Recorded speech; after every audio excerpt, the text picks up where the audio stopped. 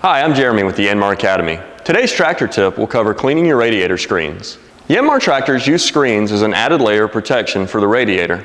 These screens should be checked daily and cleaned as necessary, especially when you've been mowing tall grass. To do this, make sure the engine is off and for safety, remove the key. It's a good idea to chalk the tractor and allow the engine to cool. To remove the radiator screen, simply pull it out. If your tractor screen has a clip, turn it to the open position and pull the screen out. Repeat this if you have multiple screens. Depending on the configuration of some tractors, the loader may have to be raised to remove the screens. To clean the screen, first grab your safety glasses. Next, use a little compressed air to blow the dirt and debris off the screens. Keep the compressor under 30 psi and keep the dirt from flying around unnecessarily. Water or a soft bristle brush can also be used to clean the screen. Once you have it clean, replace the screen and don't forget the clip if your tractor has one.